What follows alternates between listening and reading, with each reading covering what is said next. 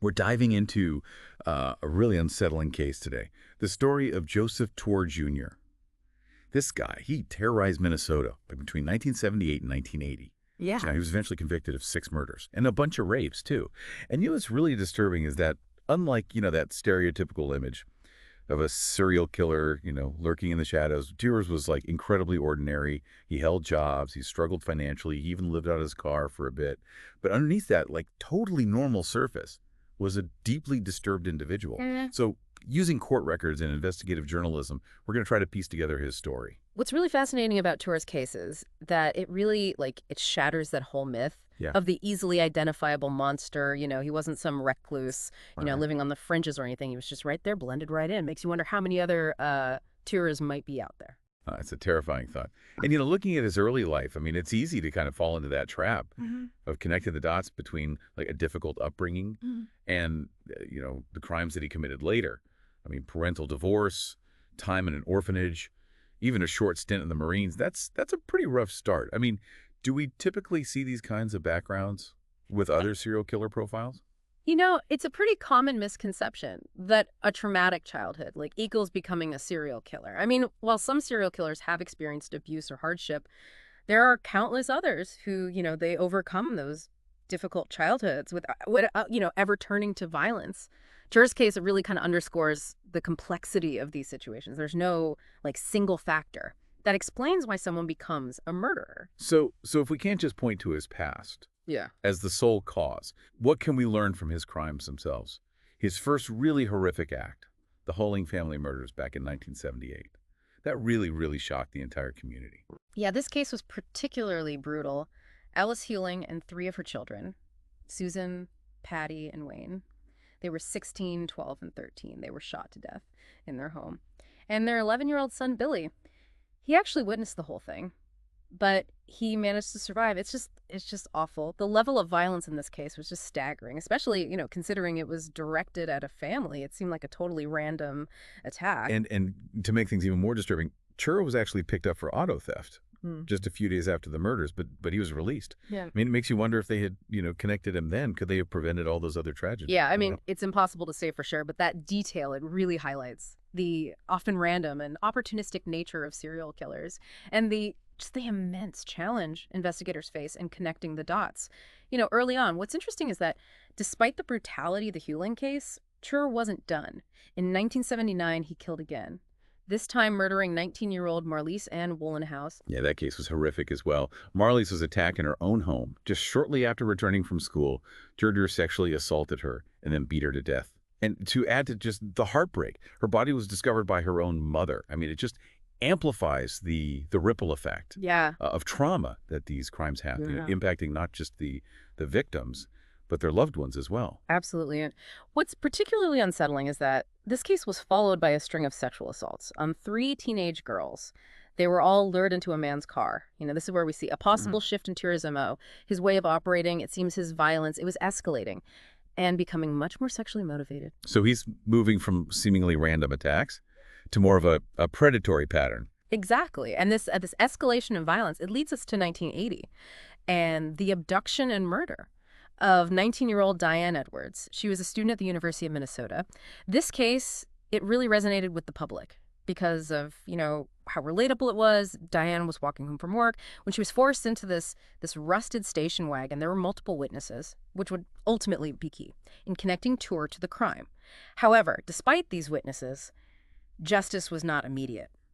Yeah, it is a chilling thought that even with witnesses, someone like Ture could, keep operating. So how did he finally end up behind bars? It's actually kind of ironic. It wasn't the murders that got him caught. In 1980, he was arrested for the rapes of a 13-year-old girl and 2 women. And it was during this time, when he was locked up for those crimes, that the police, they finally connected him to Diane Edwards' murder. Eyewitness accounts and the description of his vehicle. That was the link. Okay, so he's convicted of rape and kidnapping and then of Diane Edwards' murder. But what about those earlier murders, specifically the Hulling family? Well, after he was convicted for Edwards' murder, Ture, he actually confessed to the Hulling murders, but then he quickly recanted. It's not unusual with serial killers. Their motivations are just incredibly complex, even contradictory. They might confess for notoriety or to, control the narrative, but then they backtrack out of fear. So even behind bars. He's Yeah. still trying to manipulate the situation.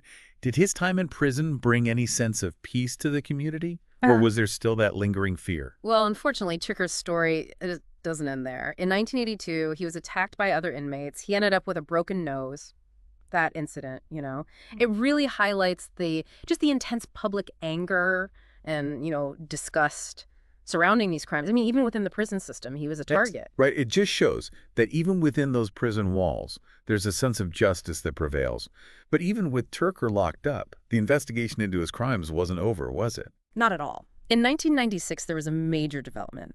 In the Marla Wallenhouse case, initially Ture had been cleared as a suspect. He had an alibi. Well, investigators later discovered that alibi was fabricated. And this led to another indictment and eventually another life sentence for Ture. So justice was finally served for Marley's and her family, but it took years of work to uncover the truth. Does this finally put an end to Ture's attempts to control the narrative?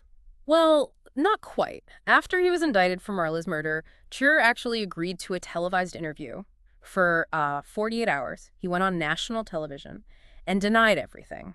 This is where the case takes a really fascinating turn. I'm guessing his claims of innocence didn't convince everyone. Did this interview backfire on him somehow? It did in a really unexpected way. After the episode aired, a bunch of young women, they contacted the show. They said they recognized Ture as their attacker from the 1970s. They'd seen him on TV, and they were positive he was the one. That's chilling. By trying to, control the narrative and proclaim his innocence, he actually opened the door for even more victims to come forward. It's like his past was finally catching up with him. It definitely was. These women, they provided a lot of details, and it really painted this disturbing picture of Ture's behavior, spanning years. The police were able to figure out that many of these victims, they had worked as waitresses, and it led them to believe that Ture had been stalking these women for weeks before he attacked. So this, seemingly ordinary guy was actually living a double life. I mean, preying on vulnerable women for years. It really highlights the fact that evil doesn't always, wear a mask. Sometimes it hides in plain sight. Exactly. And this revelation, it led to Ture's final conviction in 2000. He was found guilty of the Hiling family murders based on testimony from a former cellmate. It was a long road, but justice was finally served. That must have brought some sense of closure, I guess. However bittersweet to the community. But with a case this complex, and with Ture, who, he always denied everything, are there still unanswered questions? There are, even with all the evidence and all the convictions. Ture, he maintained his innocence right to the very end. And while his claims, they're highly dubious, they add another layer of complexity to the story. It leaves you wondering, were there other victims? And it raises questions about other unsolved cases. You're absolutely right. This case has, captivated people for decades. And it really speaks to our fascination with trying to understand, the darkness that can be inside seemingly ordinary people. We may never know the full extent of Ture's crimes, but his case really serves as a reminder that evil can lurk beneath the surface of everyday life. But before we get into the lasting implications of this case, let's talk about the cultural impact of these crimes. Cases like Ture's, they often go beyond the courtroom. And, they show up in music, art, even the way we think about crime and punishment. You mentioned how these cases, they kind of go beyond just the facts and courtrooms. Right. So did Ture's case leave a mark on our culture? I'd say it definitely did. Like the American punk band Husker Du, they released a song called Diane back in 1983. And it was a direct response to Diane Edwards' murder. It really, captured that raw fear and emotion that gripped the whole community. It's a reminder that these crimes are not just headlines. They have a huge impact on people's lives and how we see the world. Music can be such a powerful way to process these events, both for, the artist and the listener. And it reminds us that there are real human stories behind these cases. Were there other examples of Ture's case popping up in, popular culture? Yeah, for sure. The true crime series, Cold Case Files, they did a whole episode on Ture's crimes. And it really highlighted, the investigative work that went into bringing him to justice. And particularly, how they revisited the evidence. With, new technology and insights, it showed how complex these investigations can be. Especially, with a cold case. It seems like true crime has become a huge cultural phenomenon. Why do you think people are so drawn to these stories?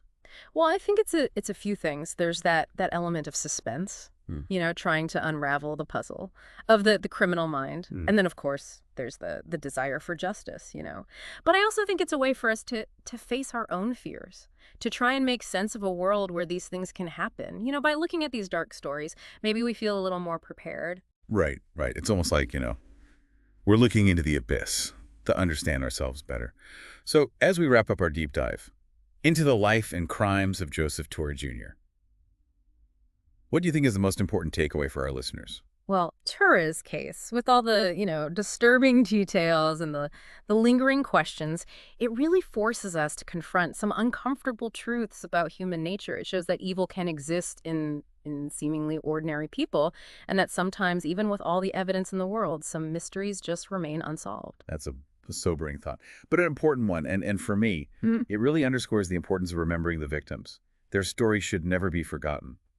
And we have to keep striving for a world where these kinds of tragedies are less likely to happen. Absolutely. We may never fully understand what drives someone to do these things, but we can learn from these tragedies, support those who are affected by violence, and work towards, a safer, more compassionate future. Church's case, it's a chilling reminder of the darkness that's out there, but it also highlights, the strength, resilience of the human spirit. Well said. And for our listeners, I hope this deep dive has encouraged you to reflect not only on the darkness, but also on the light. What steps can we each take, no matter how small, to contribute to a world where these kinds of horrors become less frequent, less impactful? It's a question we're thinking about for ourselves, our communities, Yeah. and future generations.